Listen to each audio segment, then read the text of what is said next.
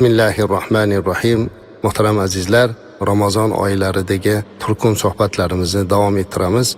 Bugun yana bir muhim masala, hammamiz uchun eng zarur bo'lgan qo'ni qo'shnilar bilan bo'ladigan munosabatlar haqida ham suhbatlashib qo'ymoqchimiz. Jamiyat bor ekanki, azizlar, hammamiz yolg'iz bir sahroda hech kimsiz, qo'shnisiz yashay olish imkoniyatimiz yo'q.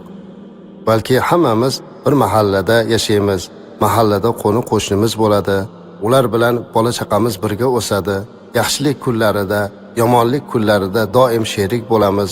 Bir-birimizga guvoh bo'lamiz.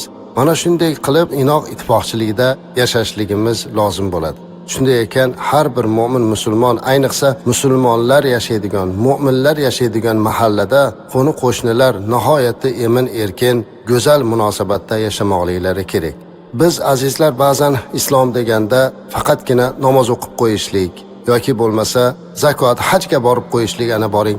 Mana shularda o'zinigina tushunib qolishligimiz juda katta xato bo'lyapti. Bu bir ibodatlarning gul tojisi azizlar. Lekin islom deganda, musulmonchilik deganda boshqa mana bunday ijtimoiy masalalarga ham yaxshiroq e'tibor berishimiz kerak. Ayniqsa hozirgi kunda qo'shnilar munosabatida bu juda ham zarur bo'lib qoldi. Utlubur rafiqa qabla tariq va utlubul jar qabla dard.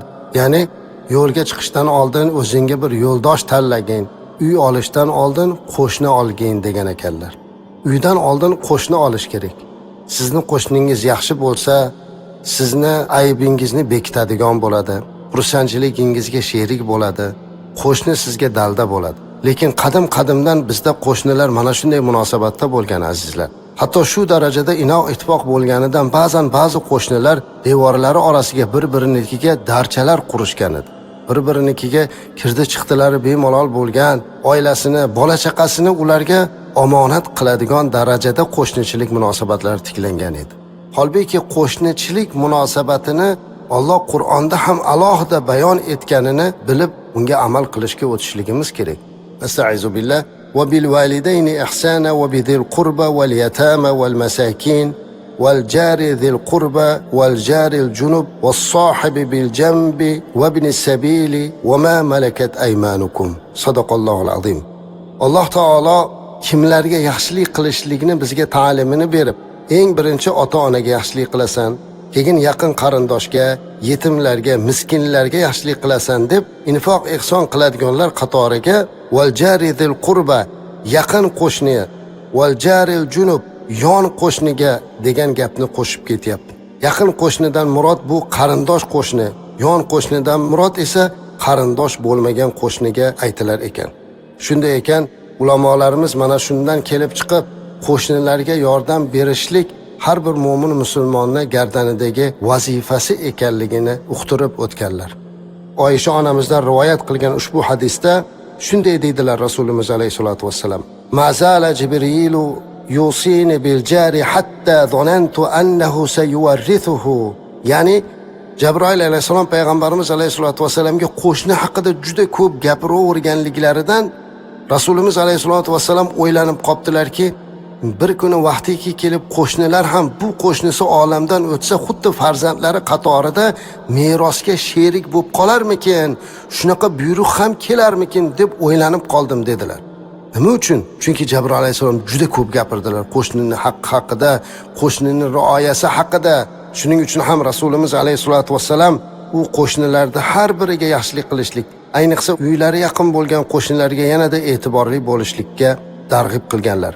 Jumladan yana Oysha onamizdan bo'lgan hadisda aytadilarki, Rasulimiz alayhisolatu vassalamdan so'radilar: "Ya Rasululloh sollallohu alayhi vasallam, innali jarayni fa ila ayyihima uhdi" dedi. Ya'ni meni ikkita qo'shnim bor, qaysi biriga hadiya qilay deganlarda payg'ambarimiz alayhisolatu vassalam javob berib aytdilarki, ila aqrabihima minki baban dedilar.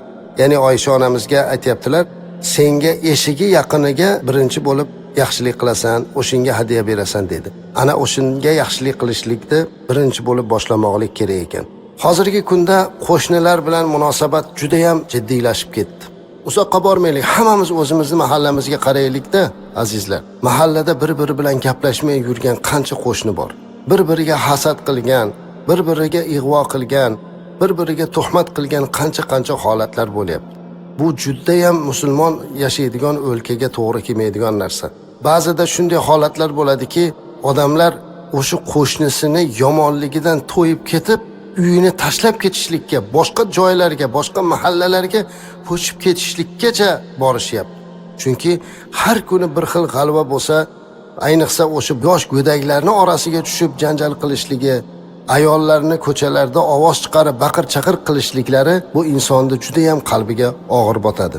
Abi Shurayh radhiyallohu anhudan rivoyat qilingan hadisda Payg'ambarimiz alayhisolatu vasallam shunday dedilar: "Vallohi la yu'minu, vallohi la yu'minu, vallohi la yu'minu." Qasam bilan aytayaptilar. Qarang, Allohga qasam ichib aytamanki, mu'min bo'lmaydi. Allohga qasam ichib aytamanki, mu'min bo'lmaydi. Allohga qasam ichib aytamanki, mu'min bo'lmaydi deb 3 marta qaytardilar. Shunda u yerda turganlar so'radilarki, "Ya Rasululloh sallallohu alayhi vasallam, kim mu'min bo'lmaydi deb aytayapsiz?" deyodilar. Payg'ambarimiz alayhisalom javob berib aytdilarki, "Kimiki qo'shnisi uni yomonligidan omonda bo'lmas ekan, ana o'sha odam mu'min bo'lmaydi" dedilar. Qarang, agar qo'shni sizni yomonligingizdan omonda bo'lmas ekan, Xudo saqlasin azizlar, unda iymon mukammal bo'lmay qoladi. Iymonimiz mukammal bo'lishligi uchun qo'shnimiz bizni yomonligimizdan omonda bo'lmoqligi kerak ekan. U xoh ma'naviy yomonlik bo'lsin, unga g'iybat ig'vomizdan tortib boshqa yomonliklarga qadar o'zimizni ehtiyot qilmoqligimiz kerak. Yon qo'shni jon qo'shni deydi qadimdan xalqimiz. Yon qo'shnilarimiz ayniqsa bu qo'shni uchun hamma narsaga tayyor turishlik kerak. Lekin afsuski, hozir eng birinchi dushmanlik, eng birinchi g'iybat va ig'vo mana shu qo'shnichilikdan boshlanyapti. Abdulloh ibn Amr radhiyallohu anhu bir kuni bir qo'y so'ydilarda, qo'shnim Yahudi unga o'sha so'ygan qo'ydan hadiya olib chiqdinglarmi deb so'rovdilar. Ular hayron bo'lib, endi Yahudi qo'shniga shunchalik e'tibor qilyapti deyodilar. Abdulloh ibn Amr radhiyallohu anhu javob berib aytdilarki, "Men payg'ambarimiz alayhisolatu vasallamda Jabroil alayhisalom menga qo'shni haqida juda ham ko'p gapirdilar. Qo'shni merosga sherik bo'lib qolarmikin deb o'ylanib qoldim degan hadislarni eshitganman. Shuning uchun ham qo'shnim Yahudi bo'lsa ham unda meni haqqi bor" dedilar. Ulamolar azizlar, qo'shnilarda 3 ga bo'lar ekan. Qo'shnilar bor ekan, sizda bitta haqqi bor. Qo'shnilar bor ekan, sizda 2 ta haqqi bor. Qo'shnilar bor ekan, sizda 3 ta haqqi bor. Kim bu? Agar qo'shningiz sizni qarindoshingiz musulmon bo'lsa, uni sizda 3 ta haqqi bo'lar ekan. Ham qo'shnilik haqqi, ham qarindoshlik haqqi, ham musulmonlik haqqi bo'lar ekan. Agar qo'shningiz musulmon bo'lib qarindosh bo'lmasa, uni 2 ta haqqi bo'lar ekan. Qo'shnilik haqqi va musulmonlik haqqi. Agar qo'shningiz qo'shni bo'lib musulmon bo'lmasa, uni bitta haqqi bo'lar ekan, u ham bo'lsa qo'shnilik haqqi. Agar musulmon odamning qo'shnisi g'ayri din bo'lsa ham, u qorni ochlikdan qiynalib o'lib qolsa, qodir bo'lgan qo'shni unga taom bermaganligi uchun qiyomatda javob berar ekan. Ayniqsa bizlarda hozir qo'ni qo'shnilarga e'tibor berishlikda faqatgina sizga foydasi yetib turadigani, boy badavlati, hurmatligigina e'tibor qilamiz. Bu yomon narsa. Hattoki siz agar zakot bermoqchi bo'lsangiz, sadoqat bermoqchi bo'lsangiz, birinchi bo'lib o'zingizni qarindoshingizdan oshgandan keyin qo'shningizdan boshlashingiz kerak. O'zingizni mahallangizda, o'zingizni qo'shningizda nochor bo'lib turib boshqa mahallaga borib ehson qilib bo'lmaydi ekan. Bir kishi kelib deydilar Rasulimiz alayhisolatu vasallamning oldiga, "Meni qo'shnim juda qiynab yubordi" deb shikoyat qilganda, Rasulimiz alayhisolatu vasallam unga qarab, "Idhab fasbir, bor uyingga, sabr qilgin" debdilar. 3-4 marta u odam kelaverib, "Meni qo'shnim qiynab yubordi, hech undan omonlik yo'q" deganda, shunda payg'ambarimiz alayhisalom, "Unaqa bo'ladigan bo'lsa, uyingdagi narsalaringni yo'lda o'rtasiga olib chiqib qo'yda, odamlarga qo'shnidan omon bo'lmasdan ketayotganingni bildir" dedi. Xuddi aytgan ishini qildilar. Shunda odamlar kelib, "Nima bo'ldi?" degandan keyin, "Shunaqa ketyapmiz" deyodilar. Odamlar, "Uni falon qilsin Alloh, uni Alloh falon qilsin" deb unga la'natlar ayta boshladi. Shunda hali qo'shnisi kelib, qaytdim mendan yomonlik ko'rmasin deb qaytardi deydilar Abu Dovud rivoyat qilgan hadisda. Qarang, demak azizlar, agar qo'ni qo'shni munosabati buziladigan bo'lsa, o'shini isloh qilishlik yo'llarini qidirishimiz ham kerak ekan.